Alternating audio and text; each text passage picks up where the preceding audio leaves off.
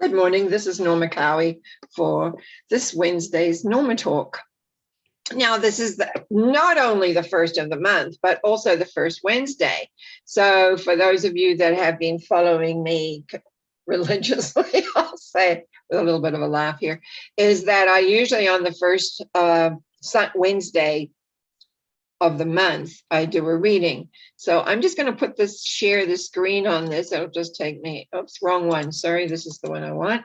Of the reading I just did a moment ago. And I really haven't examined this because I'm actually recording this a little bit early because I have a dentist appointment and I'm going to have to run off to the dentist and get a cleaning, which has been quite a story.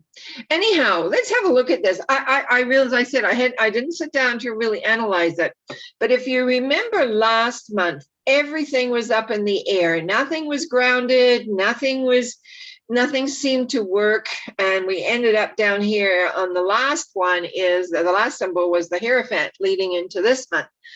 Now, what we see here is a lot of up and down. But let's go just through the symbology. We've got the King of Wands, which is a what do you want to say here? Which is a court card, which is an attitude looking out, and it's also looking back a little bit if we want to take it that way. But I think it's re-examining. But it's the next symbol that concerns me a little bit because it's where our imagination is. When you know how we sit back and we imagine things and think things that may not be grounded or be real, but they can look good or feel good or has everything. Everything is in there. Seven of Cups. It's like every part of that whole element of the Seven of Cups is some form of imagination that you imagine. And it's an emotional symbol. It's a cup, which is emotions. It's emotions built up. We have this, that, but it's really about your imagination going a little wonky. And so to me, from the King of Wands into the Seven of Cups, and we do know that we do have on the 4th an eclipse in Scorpio. So I think one has to be careful these next few days of how we react or how we respond to everything, how we maybe blow things up out of proportion. Our emotions may be a little bit out of control. All of that, I think we really need to watch that in the next few days.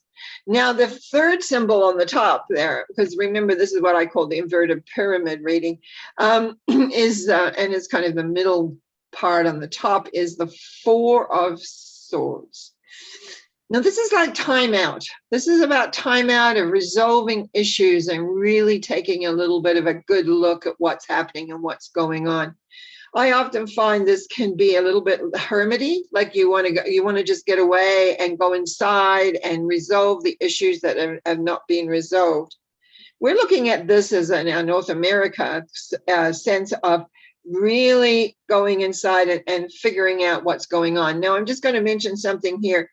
I do know that they're talking about this new variant, but everything I've read about it and heard about it, it says it's mild. Even the people in South Africa says this is a mild. So you may be hearing all sorts of, I got to be concerned here and there, but it's just a mild, because what happens in viruses when they mutate, they do get weaker.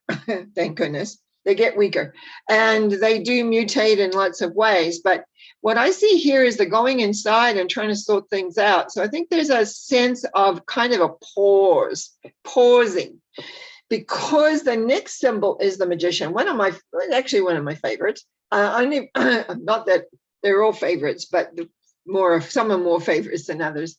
And one of the reasons why this is more of a favorite is, this thing to me, the key I gave to this symbol is all things are possible, is that there's an awareness that's going to come out. There's an awareness here, and what do we do with it? How do we place it? How do we work with it? How does that all come together? So now we're getting towards, the 10th, the 11th, somewhere in there. And then it's followed by this Five of Wands, which is usually conflict, mental conflict, people arguing, people talking, but lots of different ideas running around. So it's again, this, something that works, but then we got uncertainty, then we jump back again, and I'm going, when will this ever stop? So the top line to me just sort of shows a little bit of us trying to sort things out. And I think that takes us up to around a 12th of the month. It just I like the magician being there because it really says, okay, you've got the tools. Now, what do you do with them? And the magician to me as a symbol when I'm teaching this is a lot about possibility because it is the number one symbol, which is new beginnings. But what do you do with that? Do you work with what you have or do you not? So there's an opportunity here to work with what you have, but then you get confusion.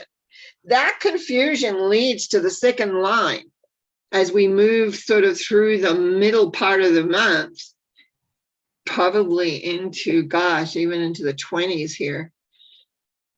3 of Swords, disappointment, hurt. Emperor, stubborn, set, not really sure what's going on. 9 of Wands, stubborn, set. Very similar. It fits very well with that Emperor, actually. And then finally, as it comes towards the end of the year, you must remember in the middle of all this pain and upsetness that we're seeing here between the three of Swords, Emperor, and nine of Wands, is Christmas. And then coming into the end of the year, we've got the 7 of Swords, which is that we haven't let go of problems that we've been dealing with. We haven't let go of them. We're still holding them, but we're attracted back to the past. So how's my feeling about this month? When I saw this, as I said, I didn't really sit down and read it. I saw the symbol, I took my photograph, I put it up so I could share it. I was feeling disappointed, to be honest. Just like the 3 of Swords is, disappointment, hurt, pain.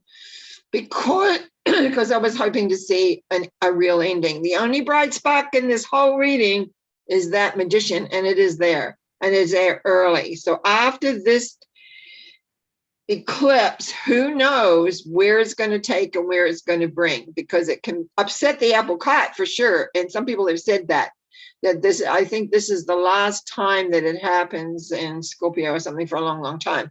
But so it can get a lot of turmoil happening. So there could be more people protesting. There could be more unsettlement if there's restrictions of travel, which is happening. If there is a whole lot of other stuff coming down, I think most of us are a little bit fed up with that. So we'll see what happens.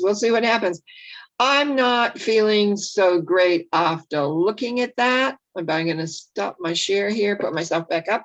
But at the same point, one of the things that I really, really like and what I want to see is a sense of purpose for each individual, a sense of purpose.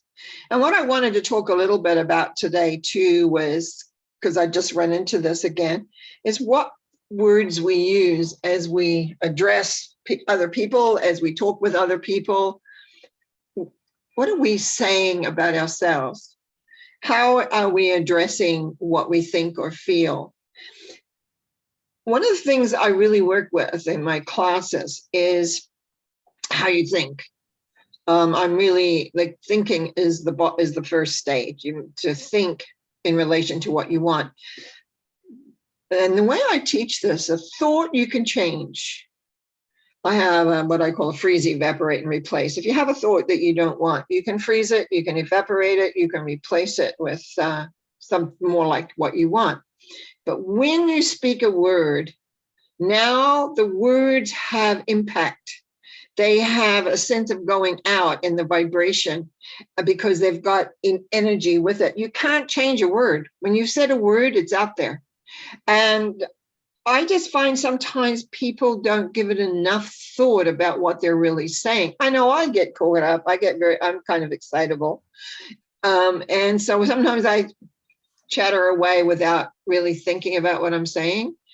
But what I've tended to learn how to do, what I tend to do, I should say, because I've learned this, is I will replay often conversations I've had in my mind. I'm like, what did I actually say here? What did I do?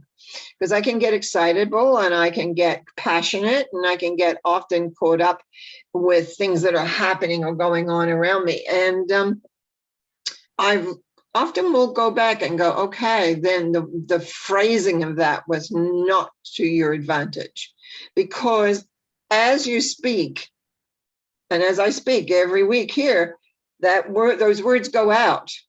Once they're out of your mouth, you can't bring them back. The only way you can change that, which is I found, is that you must speak with equal or more impact. You need to have more energy to kind of offset what they say. I sometimes find people get in the habit of explaining who they are by saying certain things, like certain words, like I'm not this, or I'm not that, or I'm not the other. Subconscious does not hear the not. It only hears that you are that.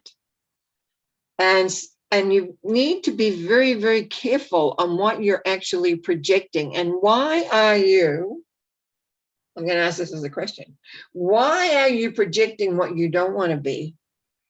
Instead of saying, I am calm, I'm trying to think of words I could say, calm, I am sincere, I am, rather than say maybe the opposite. I just ran into it a few times with my clients in the last wee while, and I can't say too specific in case they are watching this program, but it's very important that you speak how you want to be or how you are, not what you don't want to be.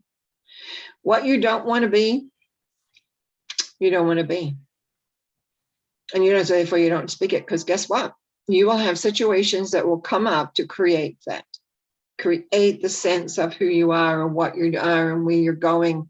And really, if your life is not working the way that you want, there's two major things you need to look at. One is, what do you think in relation to yourself? What are your goals? What is your belief about you? The second way is, how do you speak? How do you frame it? How do you speak it? How do you say it? And where do you put that energy? Because remember, we have a thought, then it's the energy that goes behind it that makes that thought come into reality and to become more. Now, I've been having some health issues the last 6 weeks, I guess, probably longer than that, but that's good enough. And I found that sometimes, because I'm tired or my body hurts, and then I couldn't walk very well for a while, I couldn't go out. Sometimes I find that what happens, it kind of drags us down. And so our vibration becomes down, then it takes longer to get back. So it's not that we can excuse ourselves. It's like saying, okay, what do I want? And I often say, it's like, okay, come on. And I actually talk to myself, come on, get yourself together. You know what you want here.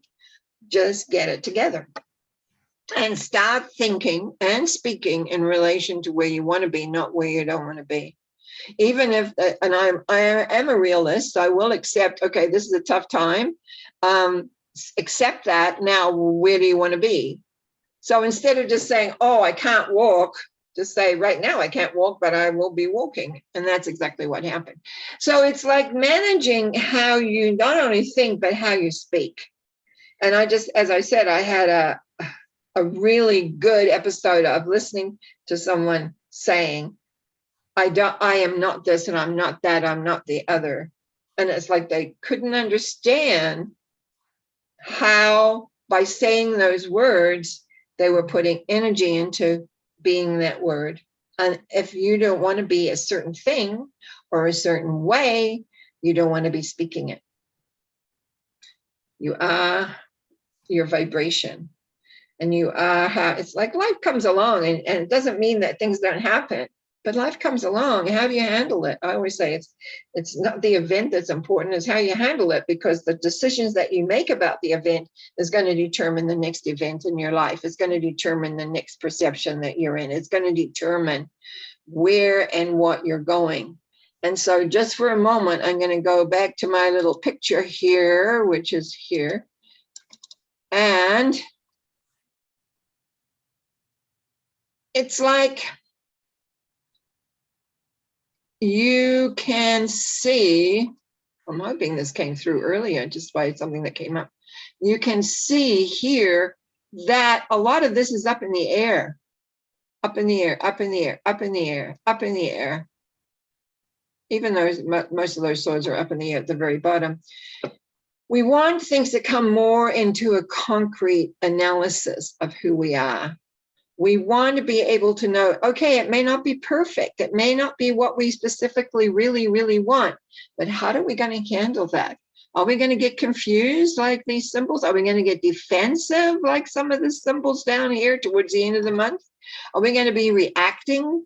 Doesn't really show reacting. I just kind of put that in there, but it's like there's just disappointment. Like we're getting fed up. We're getting tired. We're getting because what we're wanting is not being manifested.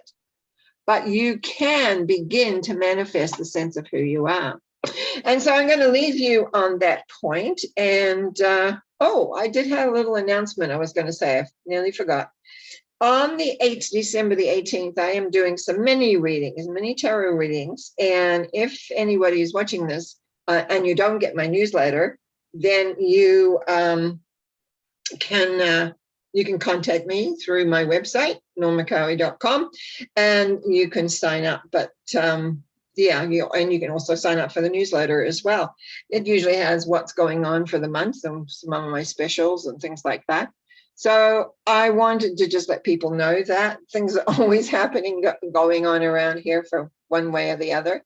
In the meantime, I will be back on Sunday for a Sunday Thought. I want to thank the new people who have subscribed recently. And remember, if you do touch that little bell on the side there, that's you will always be notified when I'm putting something up. I've got some new ideas that are floating around in my head, but I haven't consolidate them yet, but certainly I'll let you know when I do. In the meantime, you have a great week and I'll see you next Wednesday, but I'll be back on Sunday. Thank you. Bye-bye.